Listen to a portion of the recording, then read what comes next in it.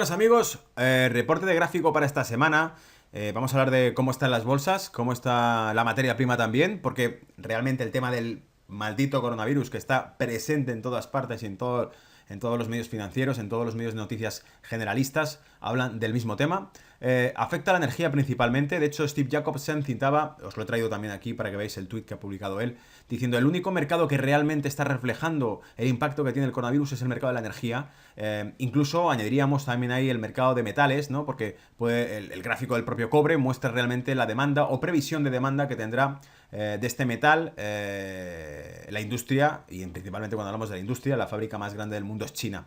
Entonces, cuando China se desacelera y cierra fronteras y cierra o enclaustra y pone en cuarentena ciudades, vemos cómo eso afecta realmente a su actividad comercial.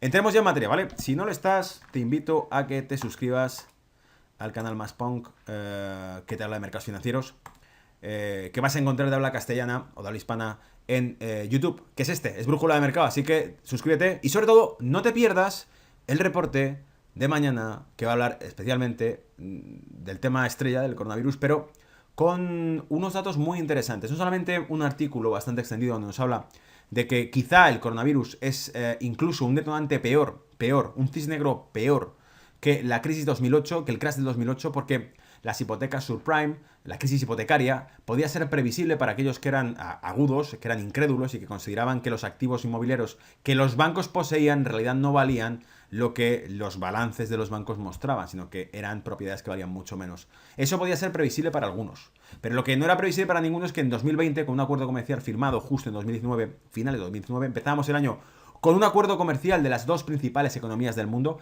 Ese año se venga a pique el mercado porque aparece un virus que afecta a la economía global o al negocio global, ¿vale? Eso sí es un cisne negro en toda regla. Entremos en materia. Recuerda que el presente reporte no constituye asesoramiento de ningún tipo, sino una simple opinión personal del autor. Los mercados financieros implican alto riesgo. Consulta con tu asesor financiero antes de invertir y confía únicamente en personal cualificado que pueda demostrar titulación acreditativa. Calendario semanal, pegamos un repaso. Creo que lo más relevante aquí es que comparece Christine Lagarde, la presidenta del Banco Central Europeo, el jueves. Y yo, francamente, tengo ganas de saber qué es lo que va a decir. Porque, dada la situación, ya hemos visto que la presidenta del FMI ha hecho comentarios sobre el coronavirus y el riesgo que representa para la economía global, etcétera, etcétera. Pero ya de entrada os digo, el reporte de mañana da más detalles de la economía global y de la repercusión de este virus en la economía global, con datos concretos, con curva de tipos norteamericana, con bonos, con mercado de materia prima y con las propias bolsas, que los comentarios de Christine Lagarde. De hecho, el reporte de mañana yo creo que interesaría incluso para aquellos que ni siquiera están relacionados con los mercados financieros. Porque sencillamente he encontrado a través de Reddit, de la red Reddit, un usuario que ha hecho una proyección matemática, algo que yo buscaba. La proyección matemática de cuál sería la expansión del virus basado en los datos presentes hasta ahora, que es la incubación de 5 a 14 días. En base a eso, y teniendo en cuenta que el primer caso aparece el 8 de diciembre y que se clausura, que se pone en cuarentena el 23 de agosto el foco, la ciudad foco de ese virus, todo lo que haya salido del 8 al 23, por definición, puede estar dando vueltas por el mundo y de aquí, desde el 23 hasta los 14 días después, no se manifestará si es portador de ese virus o no. O podría no manifestarse hasta los 14 días después si es portador de virus o no. ¿Qué nos da eso? Nos da realmente una fecha a partir de la cual podremos llegar a seguir quiénes fueron los que salieron de ese foco, de ese epicentro y pudieron contagiar a otros. Y todo eso lo cuento en el reporte de mañana. Hablemos de mercado ahora, ¿vale? Renta variable, gráficos.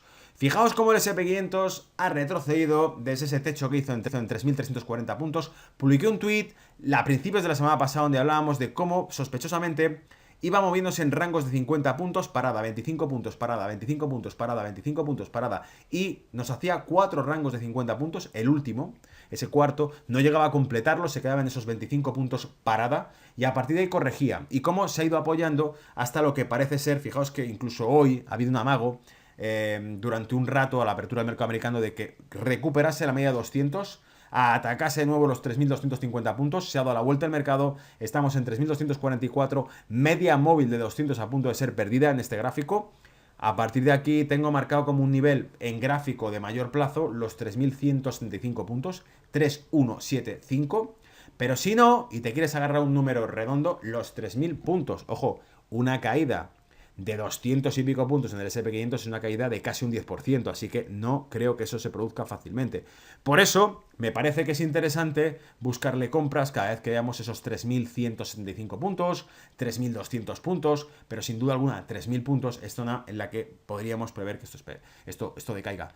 Por cierto, en la proyección de mañana veréis las fechas más concretas de cuando se considera, según una proyección geométrica de expansión del virus, que de momento parece ir bastante certera con los datos publicados, se espera a partir de qué fecha se alcanzaría el punto máximo, culmine de esa expansión del virus, y a partir de qué momento empezaría a decrecer los casos. Por lo tanto, podríamos estimar que si las bolsas realmente están atemorizadas por esto, solamente cuando vemos una contracción de esa expansión del virus empecemos a ver normalidad en las bolsas, ¿vale? Ese dato es muy, muy útil. Russell 2000.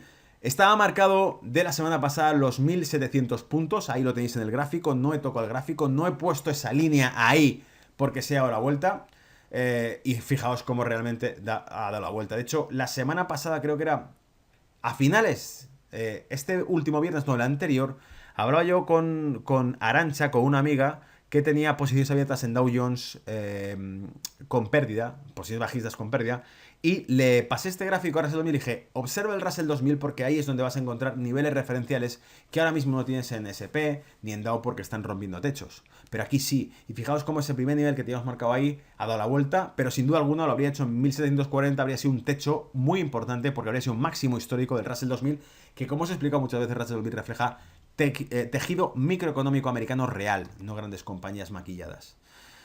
DAX, es sorprendente ver cómo este gráfico que tenéis a la izquierda es de hace semanas y vimos que superó el primer nivel, llegó incluso a tocar el segundo nivel. Por cierto, acertamos con eso porque entró en una posición bajista en ese nivel que estaba marcada en este canal de antemano, ¿vale?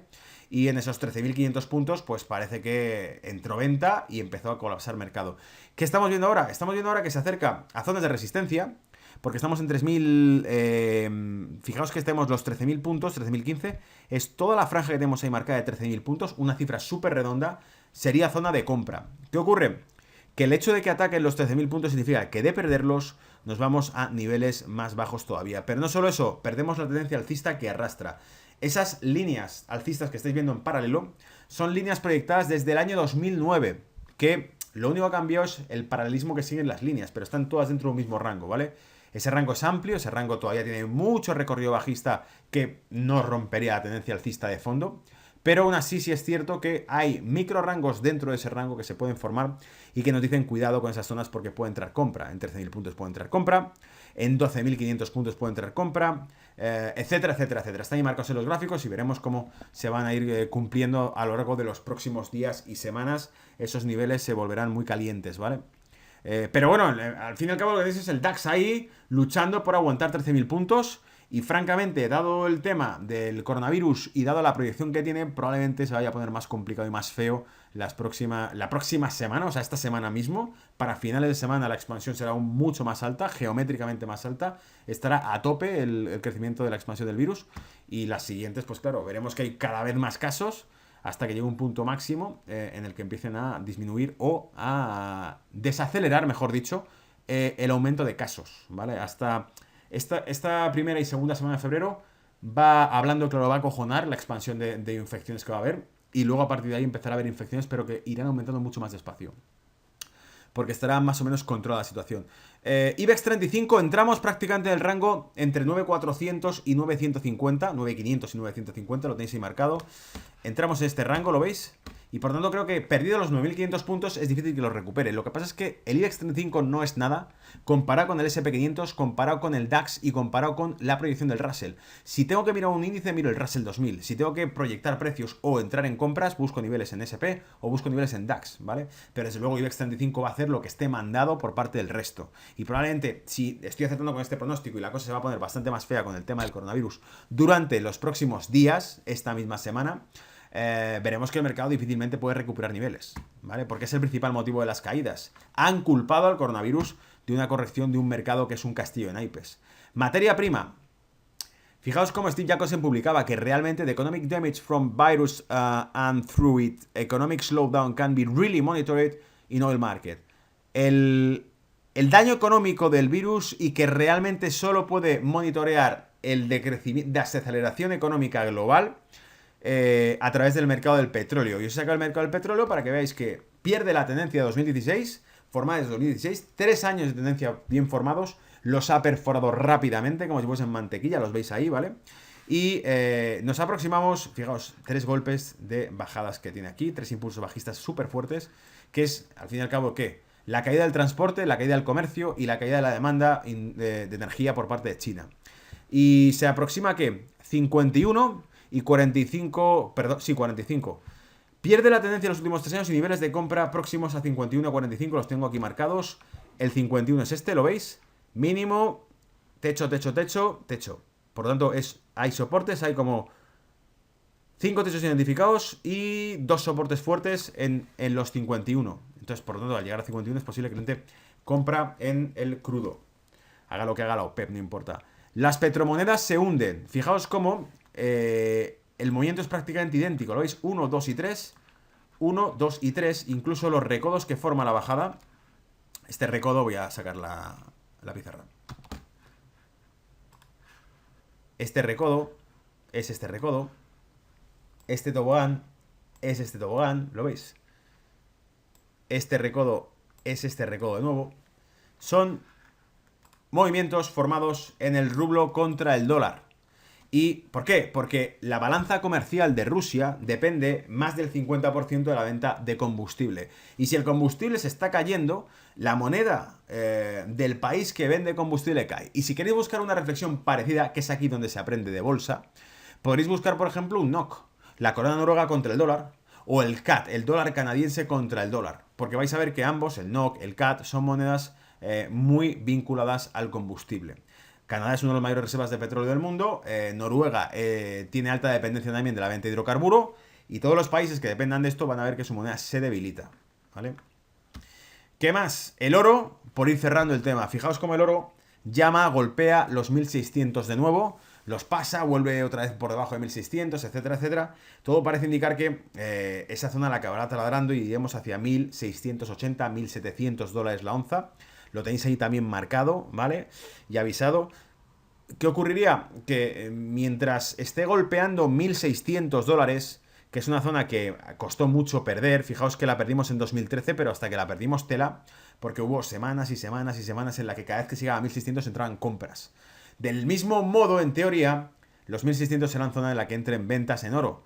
Eso sí, el tema del cisne negro y del coronavirus le puede dar un combustible al oro increíble para que esto suba. No solo al oro, incluso al Bitcoin. Amantes del Bitcoin que seguís este canal, escuchadme.